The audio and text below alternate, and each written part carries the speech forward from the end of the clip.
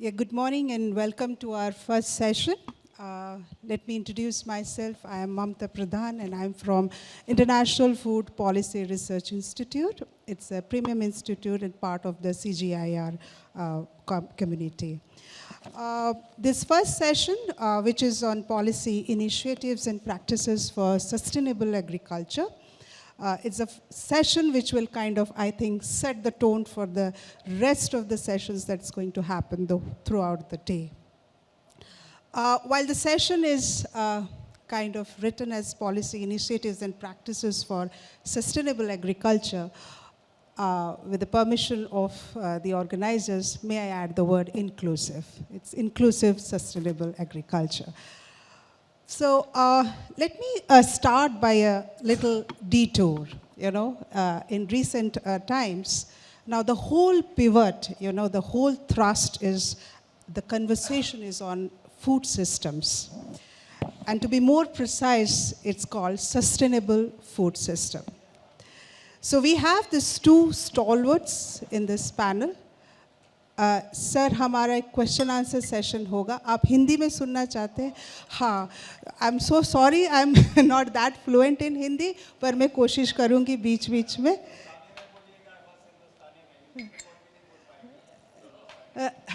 हिंदुस्तानी में बोले, English Hindi, because it's written as agri panchayat, so agri is in English, panchayat is in Hindi, so I thought कि मैं थोड़ा English का भी उपयोग कर लूँ. ठीक है, मैं बीच बीच में कोशिश करूँगी कि मैं हिंदी में बोलूँ. बस राइट सर. सर मैं कोशिश करूँगी हिंदी में बोलने की. सो मेरा ये बोलना है कि हमारा जो आज का सेशन है वो पॉलिसीज़ पे है, वो प्रैक्टिसेस पे है, सस्टेनेबल एग्रीकल्चर के लिए है. अगर ये तीन चीज़ें हमें देखनी हो तो, क्योंकि मैं एक रिसर्च ऑर्गेनाइजेशन से आती हूँ, तो आजकल का होल कन्वर्सेशन अभी बात किया जा रहा है सस्टेनेबल फूड सिस्टम. एक फूड सिस्टम के दायरे में देखा जा रहा है जिसमें एग्रीकल्चर एक कंपोनेंट है. सो उस कंपोनेंट को आज हम डिस्कस करेंगे, बट हमको उस आधार पे देखना है कि we have to see it as a system. So और हमारे जो यहाँ पर पैनलिस्ट हैं, तो उनका जितना भी काम है, दे हैव डायरेक्टली और इनडायरेक्टली हमेशा they have addressed is at food system. हालांकि उन्होंने क्या क्या नाम नहीं लिखा फूड सिस्टम का, but they have worked on sustainable agriculture which is part of the food system. So खैर, जो बोलते हैं ना कि नाम में क्या रखा है, right, whether you call it food system, whether you call it sustainable agriculture, हमें तो जो अभी यहाँ चर्चा करना है कि हम इसको कैसे और थोड़ा सक्षम बनाएं एग्रीकल्चर को, एंड हम कैसे आगे बढ़े और क्या चैलेंजेस है और उस चैलेंजेस को हम कैसे उसका निवारण करें. शेक्सपियर की एक लाइन थी जो मुझे बोलना था, और वो तो हिंदी में लिखते नहीं, वो इंग्लिश में लिखते हैं. So I have to quote that in English, which is, Shakespeare ने कहा है, he has said, if music be the food of love. ठीक है, अगर म्यूज़िक मतलब गायन, गीत, अगर वो फूड ऑफ लव बोलते हैं कि अगर वो प्यार का एक भाषा है, ठीक है, देन प्लीज़ उसको बजाते रहिए और मुझे उसका बहुत मात्रा में चाहिए. Give it to me in excess. So ये सेशन में हम ये मैं बोलना चाहती हूँ, we want to play on the music for us, that is food, and the love for food would have the music is from the wisdom to be played on by two very, very esteemed panelists. I'll start with you, Mr. Siraj Hussain. And sir, because you have been with the government for so long and your contribution has been so tremendous, so the question that I want to put is that, because we are talking about policy initiatives and practices in sustainable agriculture, can you tell us 3 or 4 initiatives of the government that you feel has kind of started bearing, fruits? And with that, I also want to add the whole issue of how do we address the markets. I mean, whether when we are talking about raising farmers' income, so if if you want to do that, then how would you like to pitch in terms of what markets have the role and what are your prescriptions for it? So 2 questions, maybe 3 or 4 government initiatives that you feel has kind of taken forward some of the initiatives in agriculture, and 2, how do you feel we can raise the income of the farmers, and if we can bring in the markets angle, that would be wonderful. जी नमस्कारम, शुक्रिया ममता। देखिए, ममता ने शुरुआत की Shakespeare से। तो हम तो उत्तर प्रदेश वाले हैं, हम लखनऊ और कानपुर में रहे हैं, जागरण को हम 1980 से पढ़ रहे हैं, तो हम भी अपनी बात फिर किसी शेर से ही करेंगे, क्योंकि उन्होंने शेक्सपियर को किया। यहाँ मुझे अच्छी बात ये लगी आपकी इस कॉन्फ्रेंस में, एग्री पंचायत में, जो मुख्तलिफ और इस तरह की गैदरिंग्स होती हैं उसमें किसान नदारद होते हैं। तो सबसे अच्छी बात ये मुझे लगी, और इसके लिए मैं आपको मुबारकबाद देता हूँ कि आपने उन लोगों को भी बुलाया जिनके बारे में हम बात करने जा रहे हैं। तो ममता ने कहा कि आप ये बताएं कि क्या 3-4 नए इनिशिएटिव हैं, इसके बारे में मैं बताऊंगा, लेकिन पहले एक शेर सुनिए साहब, जो किसानों के बारे में है। लिखा तो नहीं गया होगा किसानों के बारे में, लेकिन उन पर ये बिल्कुल साबित होता है। मैं बहरहाल उसी हल्क़े ज़ंजीर में हूं, मैं बहरहाल उसी हल्क़े ज़ंजीर में हूं, यूं तो आज़ाद कई बार किया है उसने। इसका मतलब यह है कि बहुत सारी कोशिशें आज़ादी के बाद से हुई हैं मुझे आज़ाद करने के लिए गरीबी की ज़ंजीर से, लेकिन मैं बहरहाल उस ज़ंजीर में ही फंसा हुआ हूँ। तो मैं समझता हूँ कि तमाम तर कोशिशों के बावजूद हमारे किसान अब भी गरीबी में, ज़्यादातर किसान गरीबी में हैं। और आपके इल्म में होगा कि 2019 में गवर्नमेंट ऑफ इंडिया ने किसानों की इनकम जानने के लिए और उनकी हालत जानने के लिए एक सर्वे कराया। ये बड़ा मशहूर एक सर्वे है जिसको हम कहते हैं सिचुएशन असेसमेंट सर्वे। तो इसके जो नतायज हैं, इसके जो नतीजे हैं, वो काफ़ी कहा जाए कि दुखदाई हैं। अब आप देखिए कि देश के कई राज्य तो ऐसे हैं जहां पर किसानों की महीने की आमदनी 10,000 रुपये से भी कम है।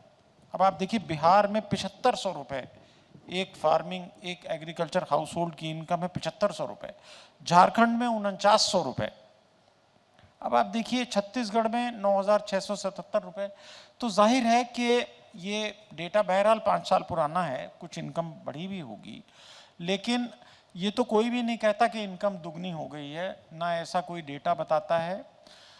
तो इसका मतलब यह है कि किसानों के सामने जो समस्याएं हैं, चुनौतियां हैं, वो अब भी बनी हुई हैं। अब ममता ने ये कहा कि कुछ ऐसे इनिशिएटिव्स बताइए जो कामयाब हुए हों। तो मैं कहूँगा कि जो सरकार का सबसे बड़ा इनिशिएटिव इस दिशा में रहा है और जिसकी शुरुआत जब मैं सचिव एग्रीकल्चर था तब हुई थी, वो थी किसानों की बीमा योजना। प्रधानमंत्री फसल बीमा योजना में बहुत ही कम प्रीमियम किसानों को देना है। आप देखिए कि 2-2.5% प्रीमियम उनको देना है, 1.5% उनको रबी में देना है, 2.5% खरीफ में देना है, 5% कमर्शियल क्रॉप पे देना है। और बाकी जो प्रीमियम आता है, क्योंकि ये प्रीमियम वो नहीं है जो इंश्योरेंस कंपनी चार्ज करती हैं, गवर्नमेंट उसके लिए टेंडर करती है। इंश्योरेंस कंपनी मिसाल के तौर पे अगर धान के लिए उत्तर प्रदेश में फर्ज करिए कि 9% आता है, तो किसान को देना है 2.5%, बाकी 6.5% गवर्नमेंट देती है। तो मैं समझता हूं कि तमाम तर मुश्किलों के बावजूद प्रधानमंत्री फसल बीमा योजना एक बहुत अच्छा गवर्नमेंट का इनिशिएटिव था, और इस इनिशिएटिव को गवर्नमेंट ने काफ़ी हद तक अमली जामा पहनाया है, और ख़ास तौर से उन राज्यों में जहां पर अक्सर व बेशतर सूखा पड़ता है, मिसाल के तौर पर महाराष्ट्र में, कर्नाटक में, गुजरात के कुछ इलाकों में ये योजना काफ़ी हद तक कामयाब है। दूसरी जो गवर्नमेंट का एक बहुत अच्छा इनिशिएटिव बिल्कुल शुरू में 2014 में ही प्राइम मिनिस्टर ने इस इनिशिएटिव को सबसे शुरू की कैबिनेट मीटिंग में इख्तियार किया था, वो था प्रधानमंत्री कृषि सिंचाई योजना। हम तो सोच रहे थे कि आज यहाँ हमारे कृषि मंत्री जी होंगे, क्योंकि उनके राज्य में मध्य प्रदेश में प्रधानमंत्री कृषि सिंचाई योजना बहुत कामयाबी से इम्प्लीमेंट हुई। ये सोचा गया था कि जो 99 ऐसे प्रोजेक्ट हैं सिंचाई के प्रोजेक्ट जो तकरीबन 70% पूरे हो चुके थे 2014 में, कि उनको पूरा करके किसानों तक गूल बना दी जाए, नहर का पानी उनके खेतों तक पहुंचा दिया जाए, जिससे कि जो सिंचित एरिया है उस वक्त ये 45% था, अब ये बढ़ के 52-53% तक पहुंचा है। तो ये एक उम्मीद थी कि, और ऐसा एक सोचा जा रहा था कि इसको हम ले जाएंगे 60% तक। तो इसमें पूरी हद तक हम कामयाब नहीं हुए हैं। 99 में से तकरीबन 55-56 प्रोजेक्ट मुकम्मल हो सके हैं। बाकी प्रोजेक्ट अभी डिफरेंट स्टेजेस में हैं। काफ़ी मुश्किल होता है इसको करना, और शाम को मैं नहीं होऊंगा, लेकिन जब माननीय कृषि मंत्री जी यहाँ होंगे तो और आप लोगों को मौका मिलेगा तो आप पूछिएगा कि उन्होंने मध्य प्रदेश में तो इन प्रोजेक्ट्स को मुकम्मल कराया, अब पूरे देश के कृषि मंत्री की हैसियत से वो कैसे इसको करेंगे। तीसरा जो गवर्नमेंट का इनिशिएटिव था, और मैं समझता हूं कि उसके बारे में ज़्यादा चर्चा नहीं होती है, ज़्यादा लोगों को मालूम भी नहीं है, वो सिर्फ किसानों के लिए नहीं था बल्कि वो कंज्यूमर्स के लिए भी था। उसको हम कहते हैं प्राइस स्टेबलाइजेशन फंड। देखिए, आप सभी जानते हैं कि सरकार कुछ फसलों को न्यूनतम समर्थन मूल्य पर खरीदती है, और लेकिन उसके बावजूद बहुत सारी चीज़ें ऐसी हैं जिसके दाम बहुत बढ़ जाते हैं। जैसे आप देख रहे हैं कि दालों के दाम 150-200 रुपए तक पहुंचे हुए हैं। तूर हो, उड़द हो, मूंग, सबके दाम बढ़े हुए हैं। तो हम लोगों ने ये सोचा था, और ये काफ़ी हद तक कामयाब है लेकिन ज़्यादा लोग जानते नहीं हैं, हम लोगों ने ये सोचा था कि अगर सरकार को ये उम्मीद है कि किसी चीज़ के दाम आगे बहुत बढ़ेंगे, कोई भी वजह हो सकती है, सूखा पड़ सकता है, बाढ़ आ सकती है, वगैरह वगैरह, तो सरकार उस फसल को बाजार के रेट पर खरीदेगी जो एमएसपी से ऊपर भी हो सकता है, और उसको एक बफर स्टॉक बनाएगी, और जब मार्केट का रेट आगे चल के बढ़ा होगा तो सरकार उसको रिलीज करेगी। इसमें आप देखिए कि गवर्नमेंट प्याज भी खरीदती है, गवर्नमेंट ने 20 लाख टन का दालों का भी बफर स्टॉक बनाया। ये सब वो चीज़ें हम आपको बता रहे हैं जो पिछले 10 साल में हुई हैं। तो ये 3 चीज़ें ऐसी हैं मैडम जिनको हम कहेंगे कि गवर्नमेंट की एक सक्सेस स्टोरी है। इससे पीछे अगर हम जाते हैं, वो भी मैं कहता चलूँ, ऐसा नहीं होता है कि गवर्नमेंट कोई आती है तो सब चीज़ बिल्कुल नई हो जाती है, ऐसा नहीं होता है। अखबारों में भले ही होता हो, कुछ नेताओं के बयान से होता हो, लेकिन ऐसा असलियत में नहीं होता है। चीज़ें कंटिन्यू करती हैं। मैडम की उस पर बहुत बड़ी रिसर्च है, वो मैं चाहूँगा कि वो आप हमसे सवाल करेंगी, हम भी आपसे सवाल करें। मैडम ने काफ़ी रिसर्च की है, ममता ने, वो है public distribution system. National food security act UPA government ने बनाया 2013 में, जिसके तहत तकरीबन 81 करोड़ लोगों को 5 किलो अनाज हर महीने दिया जाता है। ये भी गवर्नमेंट का एक बहुत कामयाब इंटरवेंशन है, और इसकी वजह से आपने देखा कि पूरी दुनिया के कई देशों में काफ़ी दिक्कतें हुई कोविड में, लेकिन हमारे देश में दिक्कत नहीं हुई क्योंकि हम 81 करोड़ लोगों तक ये अनाज पहुंचा सके। शुक्रिया। Thank you so much, Mr. Siraj. I think I'll take a couple of questions here because उन्होंने काफ़ी important issues and initiatives को raise किया है.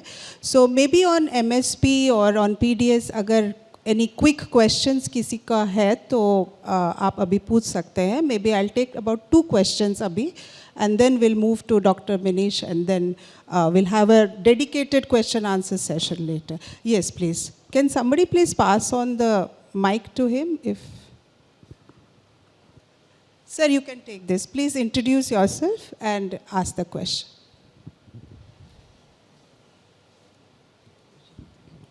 I'm Nikhilesh Jha. I worked as Special Secretary and Financial Advisor for Consumer Affairs, Ministry of Consumer Affairs and Food. This is regarding the MSP and also buffer stock for pulses, which was referred to by Mr. Siraj Hussain. I was associated directly.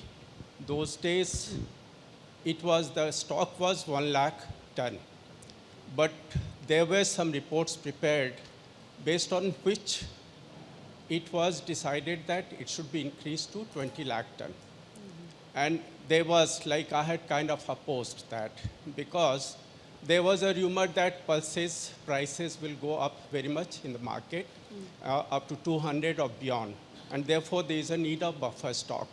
But what my concern was that in the buffer stock, there was no program for distribution or purchase because I felt that it would be helping the traders.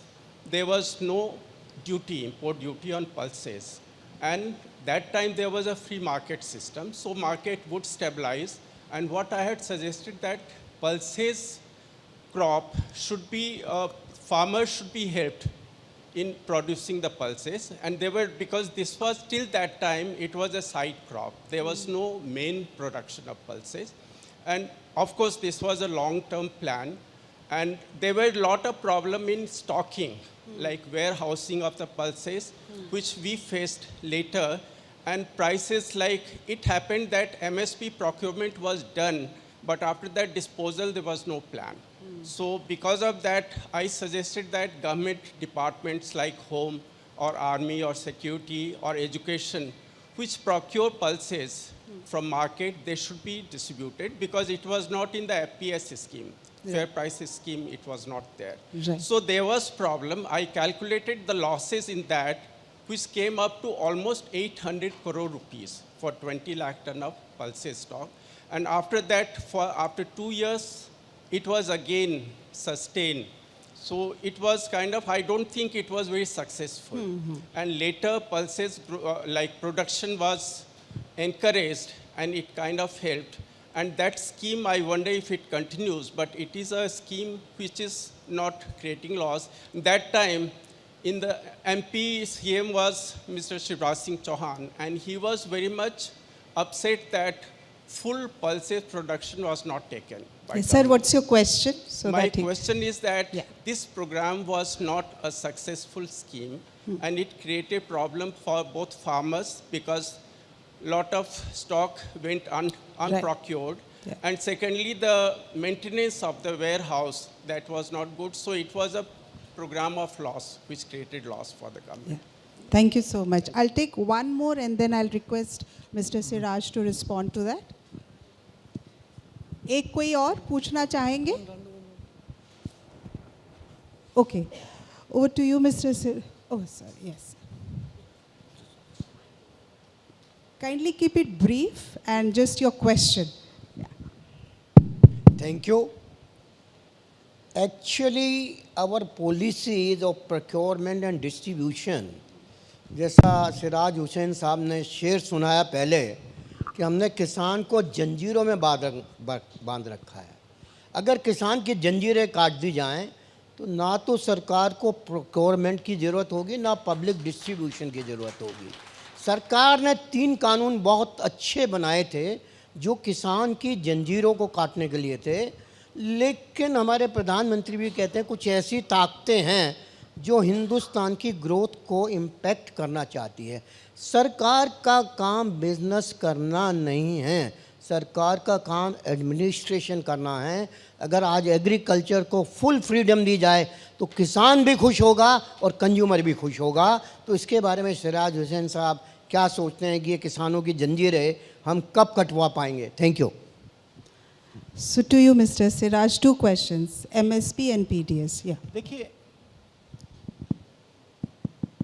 देखिए जो buffer stocking का issue है, जब भी government कोई stock करेगी price control को ध्यान में रखते हुए, तो किसी साल में नुकसान हो सकता है। इससे गवर्नमेंट ऑफ इंडिया को ये बात मालूम है कि किसी साल नुकसान हो सकता है और उसके लिए हमें तैयार रहना चाहिए। मैं नहीं समझता कि पल्सेस की बफर स्टॉकिंग पॉलिसी एक फेलियर है। उसकी वजह यह है कि जैसा कि मैंने पहले कहा, ये स्कीम किसानों की सपोर्ट के लिए तो बनी नहीं है। इसका तो मकसद ये था कि मार्केट में अगर प्राइसेस बहुत ज़्यादा बढ़ने की उम्मीद है किसी भी कमोडिटी के, तो गवर्नमेंट उसको स्टॉक कर सकती है। ये अलग बात है कि समय पर चना रिलीज नहीं हुआ, हम उसकी डिटेल में नहीं जा रहे। दूसरी बात जो आपने फरमाई वो बिल्कुल सही है कि मार्केट्स को इस हद तक ही रेगुलेट करना चाहिए कि वो ऑप्टिमम तरीके से फंक्शन कर सकें। अब ये एक अलग बहस है कि हमारे जो 3 कानून थे वो किस हद तक और डेवलपमेंट की किस स्टेज पे आए कि उनको वापस लेना पड़ा। बस मैं इतना कहूँगा कि अभी जून जबकि कोविड की पीक थी और जब ऑर्डिनेंस के माध्यम से वो कानून आए थे, अभी तो उन पे डिस्कशन ही हो रहा था कि गवर्नमेंट ने प्याज के ऊपर एक्सपोर्ट पे बैन लगाया, मिनिमम एक्सपोर्ट प्राइस लगाया, वगैरह वगैरह। असल में इसमें ममता इसको बहुत अच्छी तरह समझती हैं, हमारे जो एग्रीकल्चरल सरप्लस हैं वो बहुत ही मार्जिनल हैं।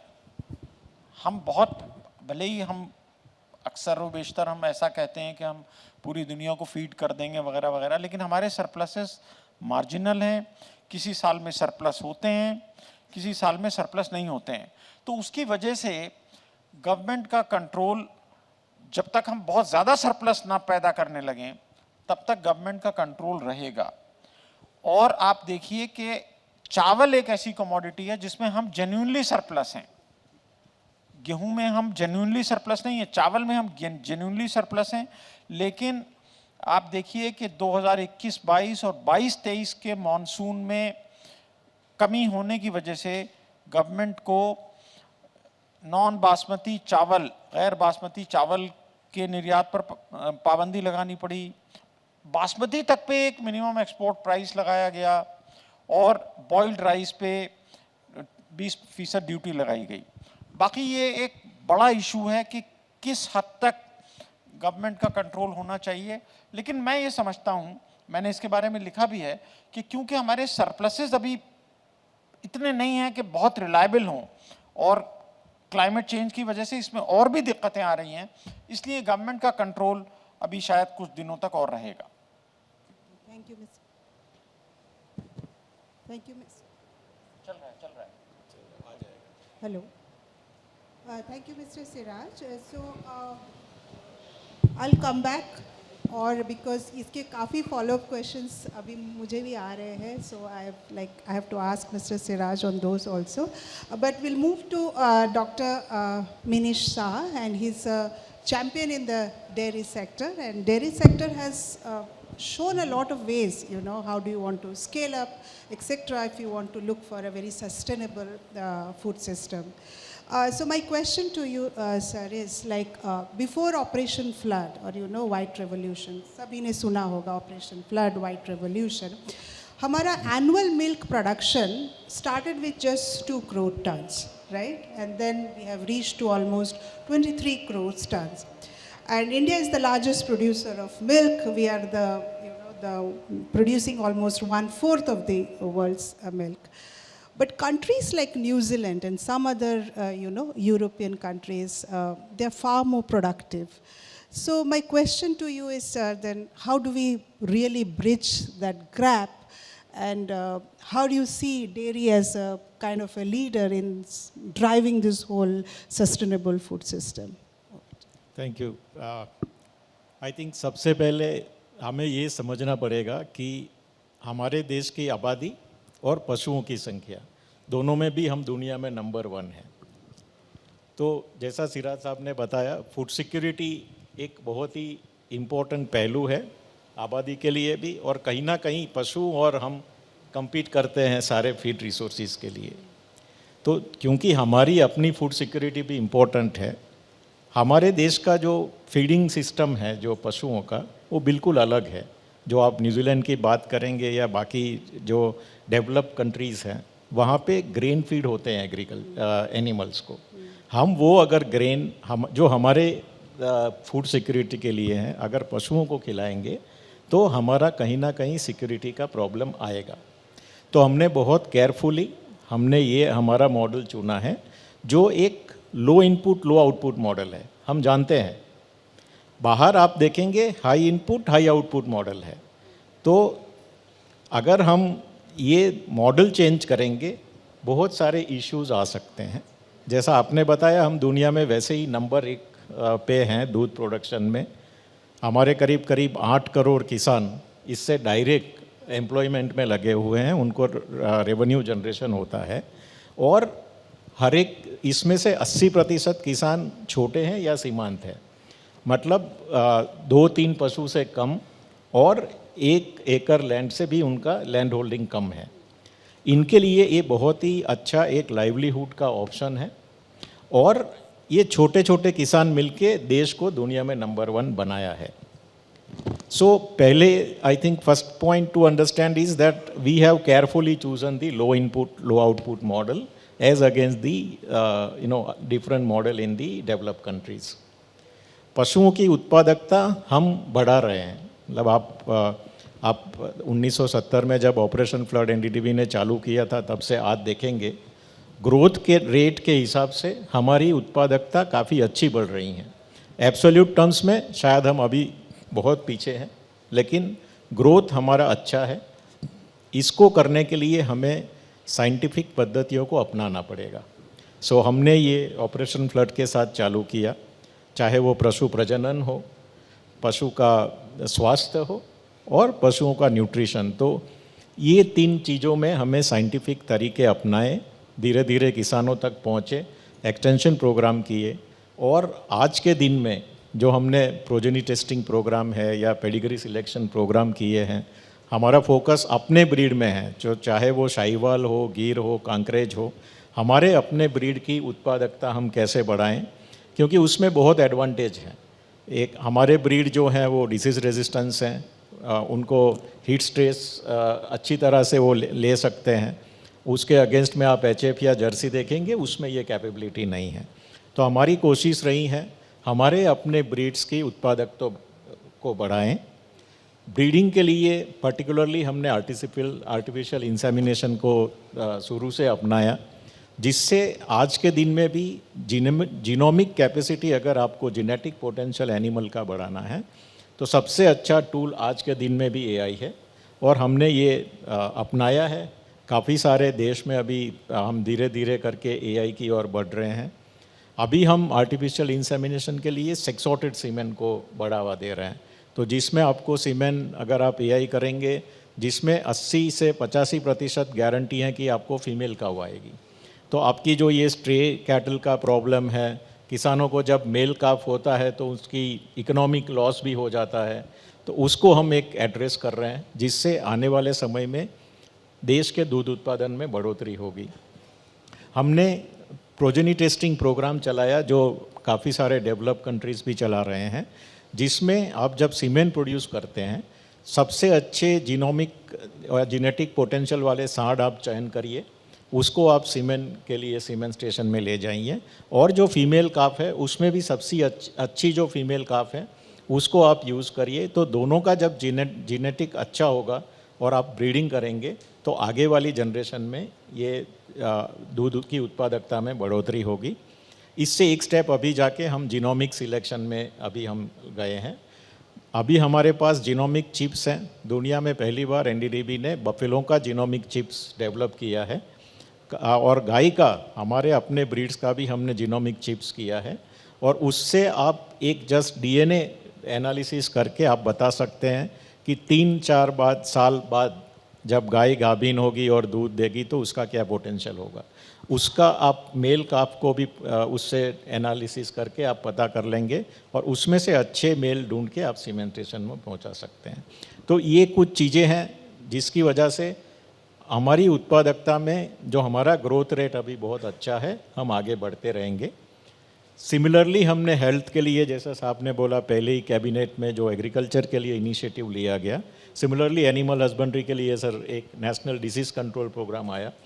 तो एफएमडी और ब्रूसेलोसिस जो 2 बहुत ही बीमारियां ऐसी हैं जो फार्मर को बहुत इकोनॉमिक लॉस पहुंचाती है, उसके लिए अभी गवर्नमेंट की ओर से हम पूरा वैक्सीनेशन सारे एनिमल का देश का फ्री में कर रहे हैं और उसका सारा डेटा हमने एक national digital live stock mission बनाया है। गवर्नमेंट ऑफ इंडिया और एनडीडीबी दोनों मिलके इस पे काम करते हैं। सारे हमारे पशु अभी ईयर टैग्ड हैं, सारे पशुओं का वैक्सीनेशन हो, आर्टिफिशियल इंसेमिनेशन हो, सारा डेटा हमारे पोर्टल में आता है और उससे हम वैक्सीनेशन और बाकी सारी चीज़ों से हम पशुओं की हेल्थ में कैसे सुधार हो उसके लिए कंटिन्यूसली काम करते हैं। और वैसे ही हम अभी जो न्यूट्रिशन के बारे में भी काम कर रहे हैं। तो ये तीनों मिला के हम पूरी उम्मीद करते हैं आज हम जो 6% हमारा कंपाउंडेड एनुअल ग्रोथ रेट है मिल्क प्रोडक्शन का, दुनिया 2% के दर से बढ़ रही है। आपने बोला करीब करीब 24% ग्लोबल में हमारा हिस्सा है। हमें पूरी उम्मीद है अगले 7-8 साल में हम 1/3 हो जाएंगे, तो 33% दूध हमारे देश में पैदा होगा global. So that's a follow-up question in terms of like एक तरफ productivity, right, lot of emphasis is on there, उस पर हम बहुत एम्फेसाइज कर रहे हैं। On other hand we are talking about sustainability. So ये प्रोडक्टिविटी एंड सस्टेनेबिलिटी ये हैंड इन हैंड कैसे जाएगा? So what are your prescriptions? बिल्कुल सही है। जब हम दुनिया में जाते हैं, बोलते हैं कि भारत एक सबसे बड़ा हमारा देश दूध उत्पादन में है, तो एक सामने से बिल्कुल कमेंट आता है कि सो व्हाट, आपके पास नंबर ऑफ एनिमल्स भी बहुत ज़्यादा है और एनिमल्स का आप लोगों को पता है वो मीथेन उत्सर्जित करते हैं जो कि पर्यावरण को नुकसान पहुंचाता है। तो ये एक क्रिटिसिज्म हमेशा हमारे देश के अगेंस्ट में रहा है। तो हमने पिछले कुछ सालों से हमने सस्टेनेबिलिटी की ओर काम करना चालू किया है। सबसे पहला काम है कि हमें पहले ही, जैसे मैंने बोला, हमको दूध बढ़ाना है कम पशुओं लेके, तो प्रोडक्टिविटी बढ़ाना ही एक सस्टेनेबिलिटी के लिए सबसे बड़ा एक पहल है, जो मैं फिर से नहीं बताता हूँ, उसके सारे मैंने बताया। दूसरा चीज़ हमने किया कि आप अगर पशु का खाना बैलेंस करते हैं, राशन बैलेंसिंग, तो उससे 15% मीथेन का जो उत्सर्जन होता है वो कम हो जाता है। तो हमने बहुत ही लंबे स्केल में गवर्नमेंट ऑफ इंडिया का जो नेशनल डेयरी प्लान स्कीम आया, एनडीडीबी ने उसको इम्प्लीमेंट किया था, उसमें हमने करीब 10 लाख एनिमल को हमने राशन बैलेंसिंग प्रोग्राम में लिया। उनको खाली हम जितने भी पॉसिबल फीड मटेरियल है देश में, सबको हमने एनालिसिस किया, इसमें क्या प्रोटीन है, क्या कार्बोहाइड्रेट है, कितना एनर्जी मिलेगा, उसको हमने एक सॉफ्टवेयर में लगाया। फार्मर को खाली बोलना है कि मैं ये 3 या 4 चीज़ें खिला रहा हूँ, वो जो खिला रहा है उसी की प्राइस और उसी का न्यूट्रिशनल प्रोफाइल हमारे पास अवेलेबल है। सॉफ्टवेयर उसको बता देगा कि आप इसको थोड़ा कम करिए, इसको ज़्यादा करिए, या प्रोटीन कम है तो इसको बढ़ाइए। तो वो बैलेंस करने से 15% रिडक्शन मीथेन एमिशन में हो गया। सो ये अभी हम बहुत ही विस्तृत रूप से पूरे देश में हम ले जा रहे हैं। हमने ई गोपाला ऐप डेवलप किया है गवर्नमेंट ऑफ इंडिया और एनडीडीबी ने मिलके, जो ऐप फार्मर अपने एंड्रॉयड मोबाइल में इमीडिएटली इसको बैलेंस करके अपने लिए यूज़ कर सकता है। तो ये एक पहला हो गया। हम ऐसे कुछ फीड एडिटिव्स पे काम करते हैं जो खिलाने से फिर से आपका मीथेन एमिशन कम हो जाएगा। फिर हमने देखा कि इससे जो कम होगा वो 10 से 15% या 20% पहुंच सकते हैं, बाकी का मीथेन फिर भी एनवायरनमेंट में जाएगा। दूसरा एक बड़ा जो मीथेन एनवायरनमेंट में जाता है वो है डंग या गोबर। तो हमने गोबर में बड़े तरीके से काम करना चालू किया।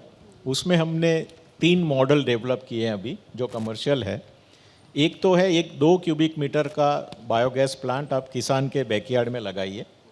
2 क्यूबिक मीटर, जो किसान के पास अगर 2 या 3 पशु हैं, वो 40 केजी गोबर उसमें हो जाएगा।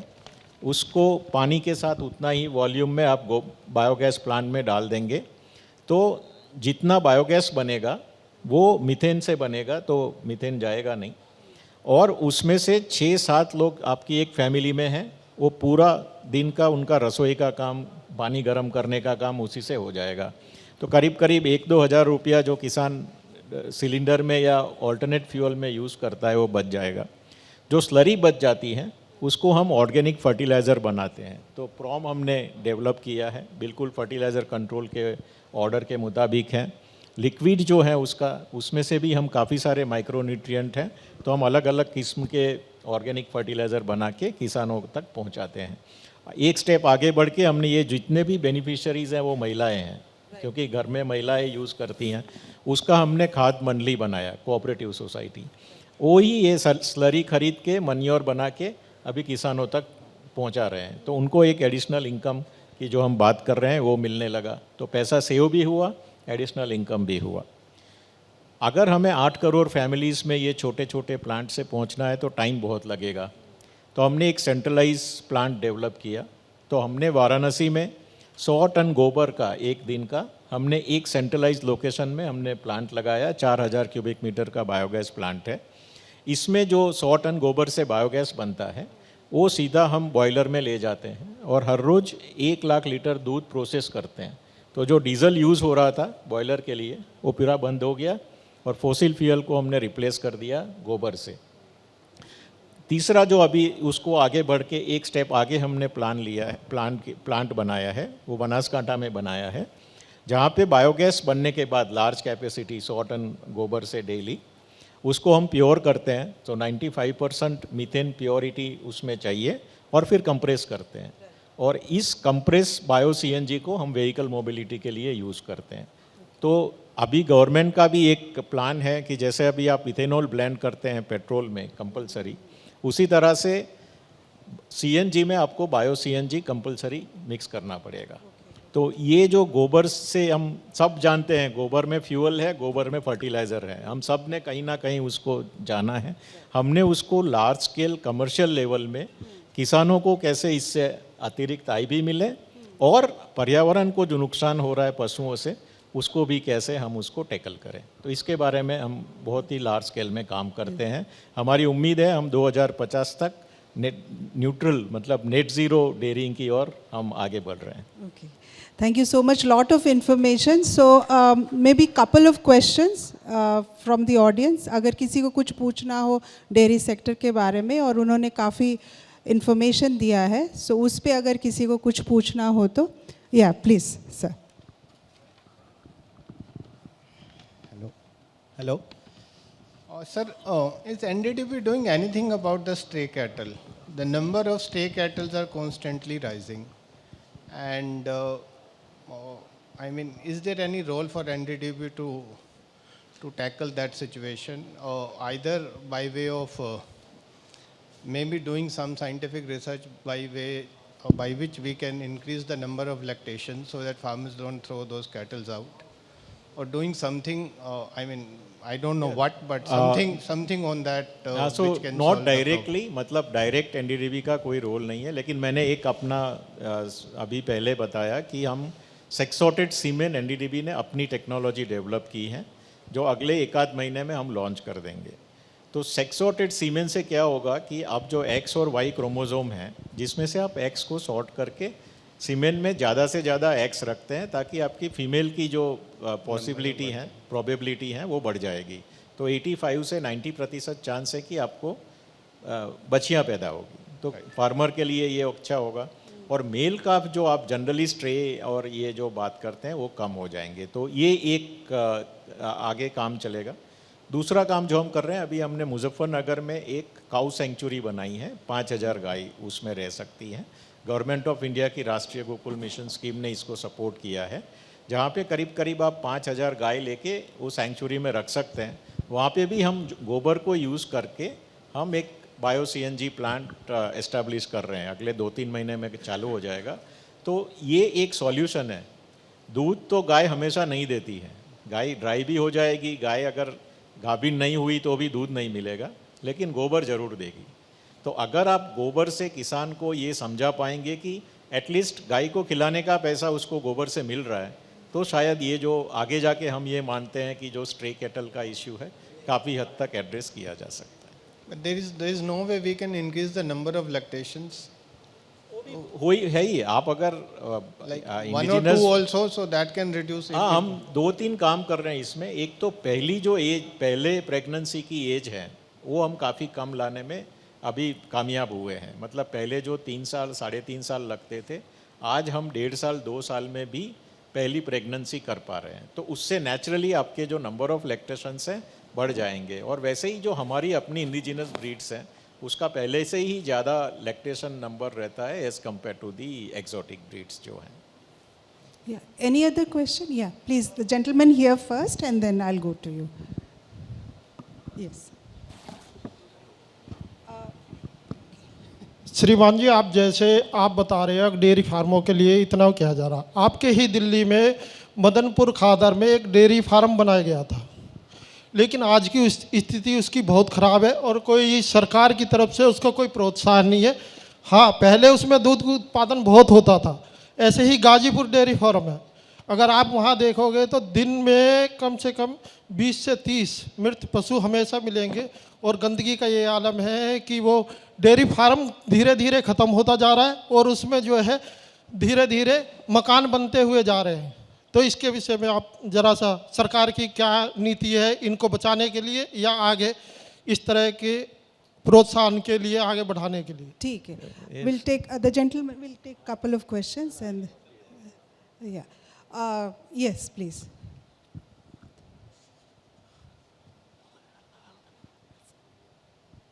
नमस्कार सर। सर मैं basically I am into advisory and consultancy roles. हम लोग जैसे आप आर्टिफिशियल इंसेमिनेशन के ऊपर बात कर रहे थे, हमने बायोफ के साथ एक CSR प्रोजेक्ट भी किया हुआ है। तो मैं सर थोड़ा सा ये समझना चाह रहा था कि हम लोग कस्टमर पॉइंट ऑफ व्यू से हम क्वालिटी पैरामीटर्स के ऊपर हम क्या बात करना चाह रहे हैं कि NDDB से हमें क्या सपोर्ट नज़र आ सकता है।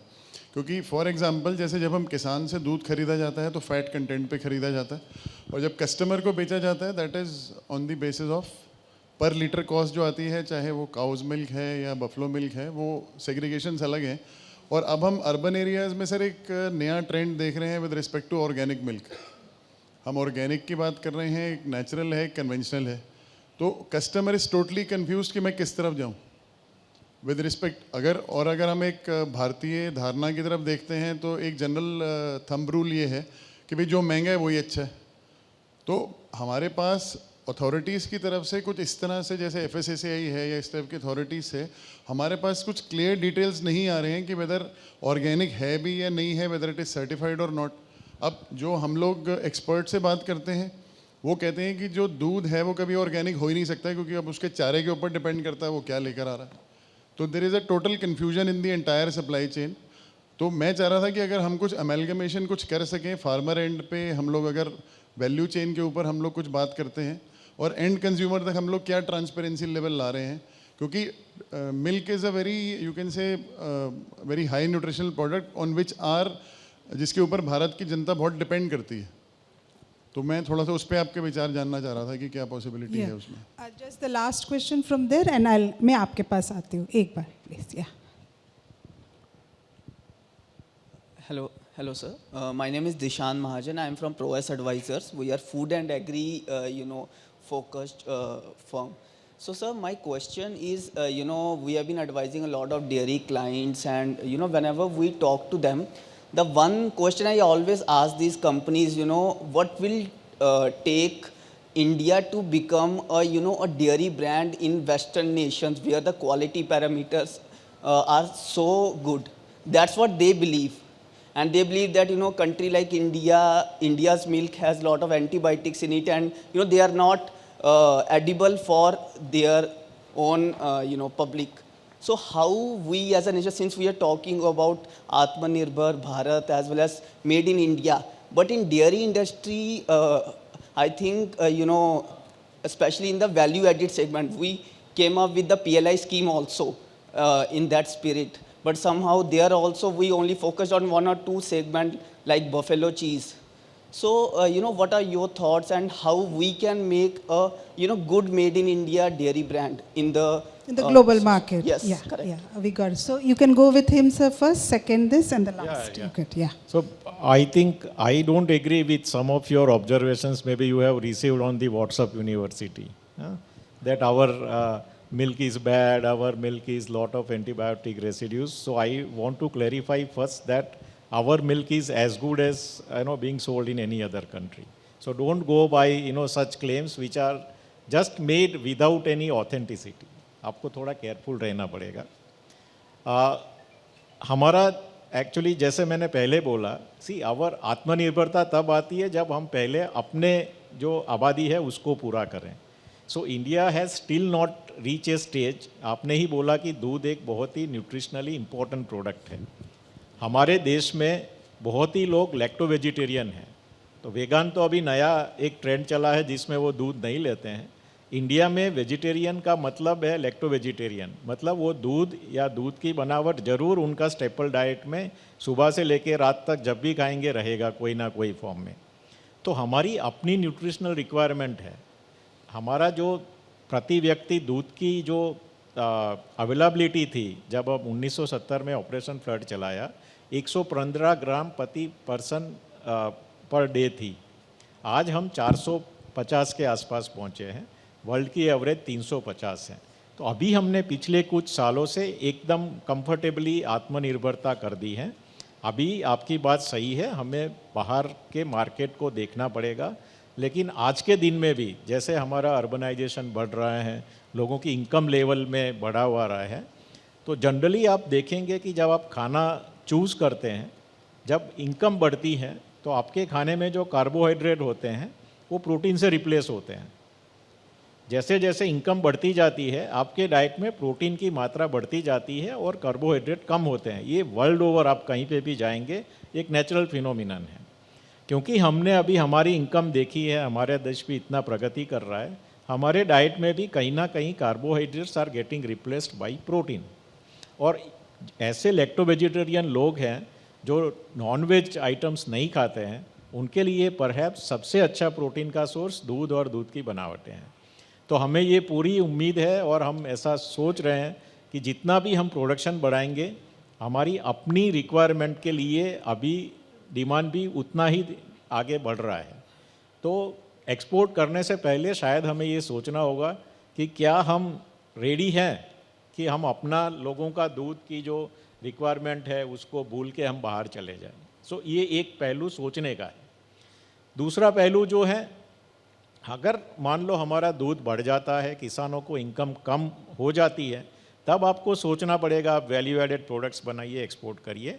और उसके लिए गवर्नमेंट ऑफ इंडिया, एनडीडीबी, सारी ही एजेंसीज जो इसमें लगी हुई हैं, हमने 2047 के लिए अगले सालों में कैसे हम हमारा जो अभी शेयर वैश्विक मार्केट में करीब 1% के आसपास है, उसको हम कैसे 10% तक पहुंचेंगे, उसकी पूरी तैयारी है, पूरा उसका प्लानिंग वगैरह हो रहा है। और उसमें अगर क्वालिटी या कोई ऐसे इश्यूज़ हैं जो आज के दिन में चैलेंजेस हैं, उसको पूरी तरह से हम उसको हैंडल करेंगे, एड्रेस करेंगे। दूसरा था ऑर्गेनिक और ऑर्गेनिक मिल्क के बारे में। आपकी बात बिल्कुल सही है कि कंज्यूमर के माइंड में ये जेन्यून ऑर्गेनिक है कि नहीं कौन करेगा, इसको बताएगा। तो एक अभी हाल ही में गवर्नमेंट ऑफ इंडिया ने नेशनल कोऑपरेटिव ऑर्गेनिक लिमिटेड का गठन किया है, मल्टी स्टेट कोऑपरेटिव है। और इसका उद्देश्य यही है, खाली दूध नहीं, कि अपनी सारी agriculture products including milk and milk products को कैसे हम ऑर्गेनिक अम्ब्रेला में लेके आएँ और उसका एक हमारे पास अच्छा सिस्टम हो जिससे किसान को, कंज्यूमर को पता चले कि मुझे ऑर्गेनिक कैसे लेना है। दूध के मामले में फिर भी आपने ही आंसर दे दिया, डिफ़िकल्ट है, क्योंकि आप अगर उनको मान लो आप फीड खिलाते हैं कंसनट्रेटेड फीड, तो ऑर्गेनिक नहीं माना जाएगा। तो आज के दिन में बहुत ही कम ऐसी जगह हैं जहाँ पे आप ऑर्गेनिक मिल्क बना सकते हैं, लेकिन FAO, NDDB, government of India मिलके हम काम करते हैं। ऑर्गेनिक मिल्क और मिल्क प्रोडक्ट्स के क्या स्टैंडर्ड हो, कैसा उसका SOP फॉलो किया जाए, उसके बारे में अभी बना रहे हैं। बट आज के दिन में मैं आपसे सहमत हूँ, ऑर्गेनिक मिल्क के लिए कोई स्टैंडर्ड है नहीं, and consumer should not go into just marketing gimmick की ये ऑर्गेनिक है। ठीक है। और आपका तो मैं जवाब दे नहीं पाऊँगा, क्योंकि मुझे पता नहीं आप किस फार्म की बात कर रहे हैं, क्या है। हम यहाँ पे देश के लेवल की बातें कर रहे हैं, तो एक गांव का फार्म का मेरे लिए कमेंट करना पॉसिबल नहीं होगा। Yeah, thank you so much, Dr. Manish. I'll ask just a couple of questions to Mr. Siraj, and then I'll open the floor for everybody to ask a question. ये question मुझे दिया गया था sir, to ask you specifically. ये है National Food Security Act related है. So the biggest worry of middle class is, is relative food price. So what we call it as food inflation. So जब हम ये NFSA में अभी we are providing grains and then of course now the extension of NFSA to keep providing free grains for a while. What do you think will it have an effect on the inflation, and more importantly, what about the the price realization by farmers? नहीं, देखिए, national food security act के तहत government सिर्फ गेहूं और चावल provide करती है, और उसके लिए गेहूं और चावल का ही सिर्फ प्रोक्योरमेंट करती है, क्योंकि कमिटमेंट जाहिर है कि गवर्नमेंट का लिमिटेड रखने की कोशिश की गई थी। तो न्यूट्रिशन के पॉइंट ऑफ व्यू से ये सफिशिएंट नहीं है। जैसा कि हम जानते हैं कि नेशनल फूड सिक्योरिटी एक्ट के या पीडीएस के तहत हम कोई प्रोटीन डिस्ट्रीब्यूट नहीं कर पा रहे हैं। इसीलिए कुछ राज्य अपनी तरफ से कोशिश करते हैं कि वो पल्सेस को, दालों को राशन की दुकानों के माध्यम से बेचें। ख़ास तौर से जैसे तमिलनाडु में ये काफ़ी कामयाब रहता है, साउथ में, आंध्र प्रदेश, तेलंगाना में भी राज्य सरकारें अपने स्तर पर करती हैं, उत्तराखंड में भी करती हैं। उत्तराखंड के माननीय मंत्री जी भी आज शाम को आएंगे। तो ये बात सही है कि हमारा जो पब्लिक डिस्ट्रीब्यूशन सिस्टम है वो न्यूट्रिशन की ज़रूरियात को पूरा नहीं करता है। अब जहाँ तक इसका सवाल है कि इसका किसानों से क्या एक रिलेशन है, तो गेहूं और चावल के किसान जाहिर है कि उनको फ़ायदा होता है, क्योंकि उनका जो उत्पादन है उसको सरकार ख़रीदती है। मुझे नहीं पता यहाँ मध्य प्रदेश के किसान आज मौजूद हैं या नहीं हैं, लेकिन आप ये देखिए ममता कि मध्य प्रदेश में इस वक्त सोयाबीन के जो दाम हैं वो एमएसपी से भी नीचे हैं। सोयाबीन के दाम एमएसपी से नीचे होने की वजह से मुझे जो मेरे मिलने वाले किसान हैं मध्य प्रदेश में, वो कहते हैं कि मध्य प्रदेश के किसान अगले साल सोयाबीन नहीं उगाएंगे, धान उगाएंगे। आज आपके शाम के प्रोग्राम में छत्तीसगढ़ के मंत्री जी भी आ रहे हैं। आप देखिए पिछले साल, और माफ़ करिएगा मुझे ये कहने के लिए, लेकिन ऐसे मौके बार बार नहीं मिलते हैं। देखिए पिछले साल छत्तीसगढ़ और मध्य प्रदेश में चुनाव हुआ तो पार्टीज ने क्या अनाउंस किया कि हम धान पर हम 937 रुपये या 957 रुपये का बोनस देंगे, ये अनाउंस किया और उसको लागू भी किया। हमने कोई दालों पे बोनस प्रॉमिस नहीं किया, दाल उत्पादन पे कोई बोनस देने का वायदा नहीं किया गया, ना तिलहन के उत्पादन पे कोई बोनस देने का वायदा किया गया। तो आपने सिर्फ जब धान उत्पादन पे वायदा किया है तो जाहिर है कि फिर किसानों को लगता है कि भाई हम वही उगाएंगे। तो इसलिए मैंने इसके बारे में लिखा भी है। हम पल्सेस दालों, आप देखिए कि जो इस साल आम लोग जिस चीज़ से प्रभावित हैं, यहाँ जो लोग बैठे हैं जाहिर है कि उन पे ज़्यादा असर इसका नहीं पड़ा हो, क्योंकि हम बहुत वेल ऑफ सेक्शन है सोसाइटी का जो यहाँ बैठे हैं। लेकिन अगर 150-200 रुपये किलो में दाल मिल रही है तो जाहिर है कि देश की बहुत बड़ी तादाद ऐसी है जनता की जो काफ़ी उससे मुतासिर है, बहुत उसके ऊपर प्रोटीन का कंजम्पशन जाहिर है कि वो नहीं अफोर्ड कर सकते हैं।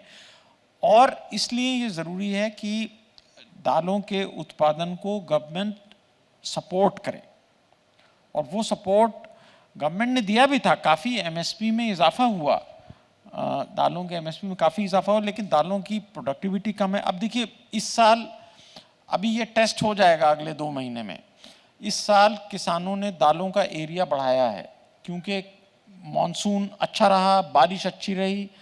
तो उत्तर प्रदेश में तो ज़्यादा नहीं है दालों का उत्पादन, लेकिन कर्नाटक में, महाराष्ट्र में जहाँ तूर बहुत उगाई जाती है, तो वहाँ तूर और मूंग दोनों का बहुत अच्छा एरिया हुआ है। अब अगर तूर और मूंग के दाम एमएसपी से नीचे गिरते हैं तो जाहिर है कि किसान बहुत डिप्रेस होंगे कि आपने हमको मूंग और तूर के इतने अच्छे दाम दिखाए पिछले साल, और इस साल जब हमने उत्पादन बढ़ाया तो आप हमें दाम नहीं दिला पा रहे।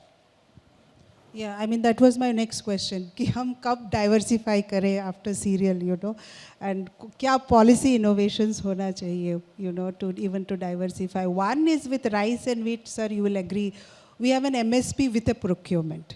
You know, खाली MSP declare करना, and you know there is only hardly 4 to 5% of procurement that happens with other crops.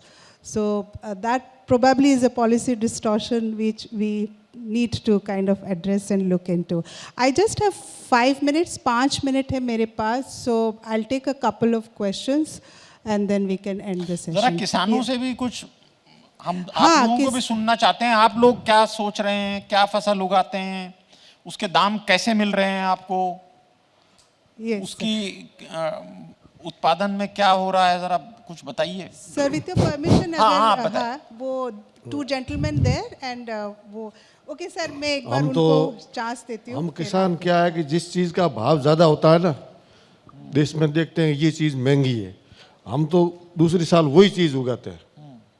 जैसे जीरे का भाव बढ़ गया, गई साल जीरा 700 रुपये किलो हुआ तो हमने सारा जीरा ही बोया, तो इस साल भाव 250 रुपये पे आ गए। प्याज का भाव बढ़ता है तो हम प्याज बोते हैं। हम तो, हमारी सोच इतनी है कि जिसके भाव ज़्यादा है वो चीज़ ज़्यादा पैदा करो और दूसरे साल वो भाव गिर जाते हैं।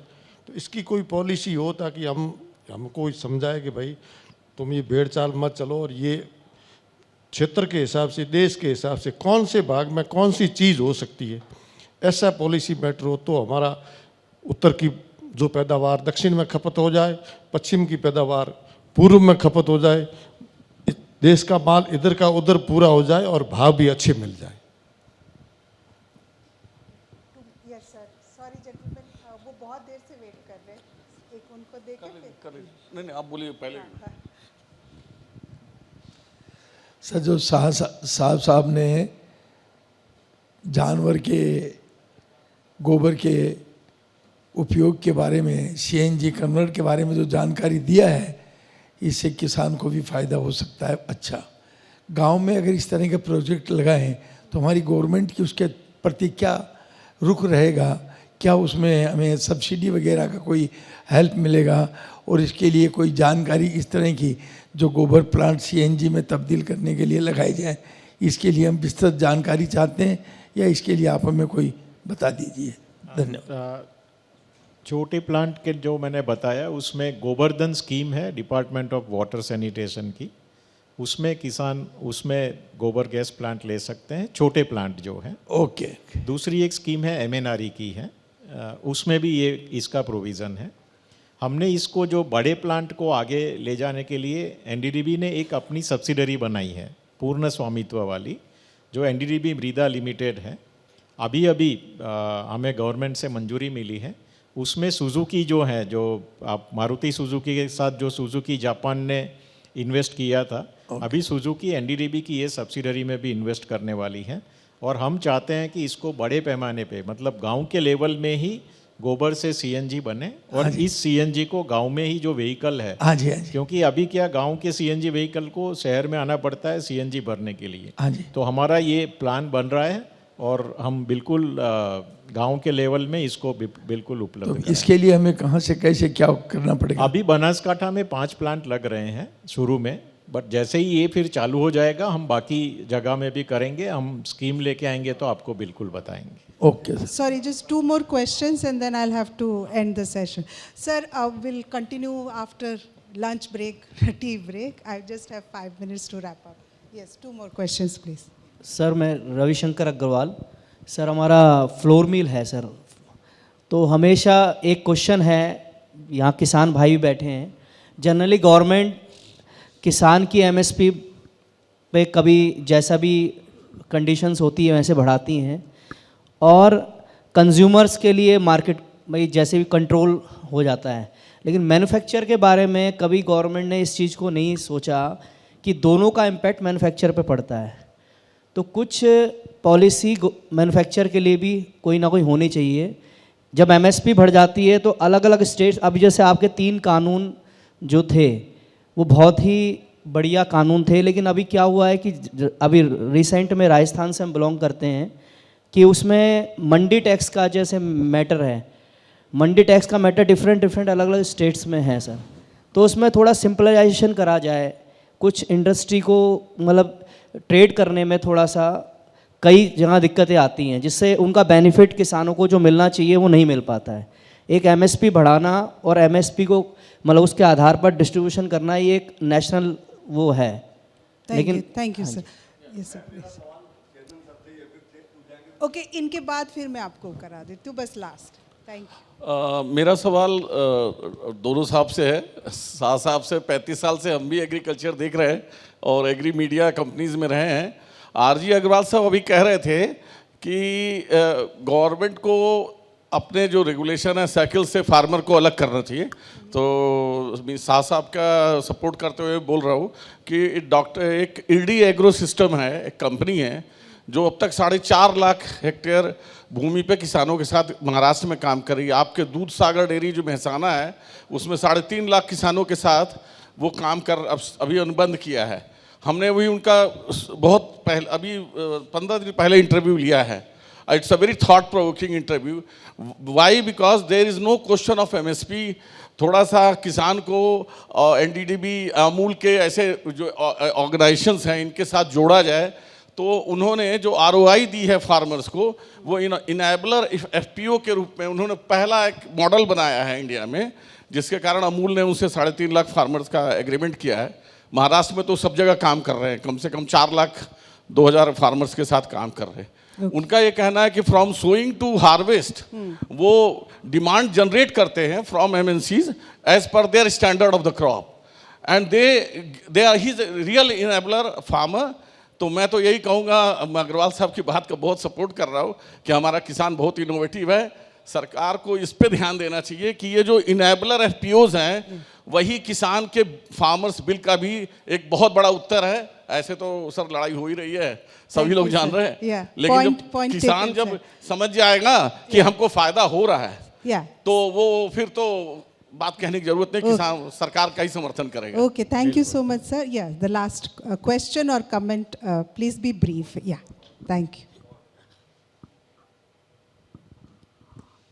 चेयरमैन सर, मैं उत्तराखंड से हूँ, मेरा नाम नरेंद्र सिंह मेहरा है और बहुत अच्छी बात है कि आज आपसे रूबरू होने का एक मौका मिला दैनिक जागरण के माध्यम से। सर, जैसे आज अगर हम बात करें कि जो ग्रामीण अर्थव्यवस्था को मजबूत अगर किसी ने किया है तो दुग्ध सहकारिता ने किया है, और दुग्ध सहकारिता की जो जड़ है सर वो गुजरात से है। मैं आनंद में भी गया था, मेरे को बहुत अच्छा लगा था सर। तो मेरा कहने का मतलब ये है सर, अगर हम कृषि की बात करते हैं, ऑर्गेनिक कृषि की बात करते हैं, प्राकृतिक कृषि की बात करते हैं, जिसका मूल आधार गौ है, पशु, तो जिस देश के पशु सड़कों पर आगे हों, आज हम देखते हैं कि पूरे गाय सड़कों पे है और उससे एक्सीडेंट हो रहे हैं, कई चीज़ें हो रहे हैं। तो आप बहुत अच्छे रास्ते में चल रहे हैं और अभी आपने बताया कि हम और आगे कैसे जाएं। जिस दिन ये सड़कों में घूमने वाली गायें किसान के घर पर आ जाएं, उनकी गौशालाओं में लौट के आ जाएं, उन गौशालाओं में नहीं सर जिस गौशाला की बात अभी आप कर रहे थे जहाँ कितनी गायें मर रही हैं, कट रही, ऐसे नहीं, इन गायों को किसान के गौशाला में आना होगा। इसको लाने के लिए सरकार को एक ठोस नीति बनानी होगी। उस दिन हम सर जो आपका सपना है वो बहुत जल्द साकार हो जाएगा, यही मैं आपसे कहना चाह रहा था सर। धन्यवाद। Thank you so much. I think there was just one question. वो gentleman थे, he asked about the variability of the crops in the sense एक साल आप ये प्राइस बढ़ गया तो ये कर रहे, फिर नेक्स्ट ईयर उसकी प्राइस घट गई, तो उसका समाधान he is just seeking. देखिए, ये तो सबसे अहम सवाल है जो आपने पूछा कि कैसे ये किसान को पता चले कि जब उसकी फसल कट के आएगी तो क्या भाव मिलेगा।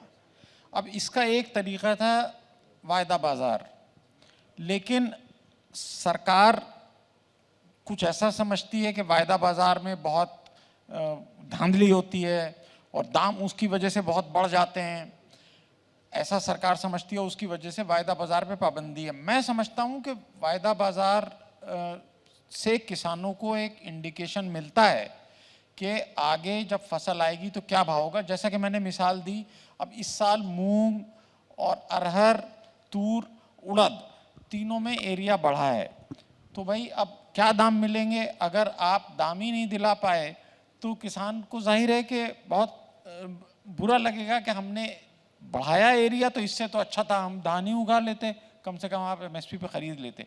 देखिए, बड़ा ये आपका सवाल है, इसमें कुछ एक्सपर्ट्स ममता जैसे लोग कहते हैं कि गवर्नमेंट ये प्लान करे कि किस एरिया में कितना एरिया किस फसल में उगाया जाए और उसको जोड़े वो कंज्यूमर्स से। बहरहाल ये एक एकेडमिक डिस्कशन होता है, लेकिन अभी तक इसका कोई समाधान नहीं निकला है साहब। मैं ये कह सकता हूँ कि इसका कोई समाधान अगर निकल सके, कुछ क्रॉप्स के बारे में शायद ये मुमकिन है। देखिए, सबसे अच्छी सिचुएशन में है हमारे गन्ना के किसान, क्योंकि कुछ भी हो, किसी और फसल के किसान को प्राइवेट सेक्टर, निजी मिल मालिक दाम देने के लिए बाध्य नहीं है। सिर्फ एक फसल है गन्ना जिसके लिए मिल मालिक को दाम देना पड़ेगा।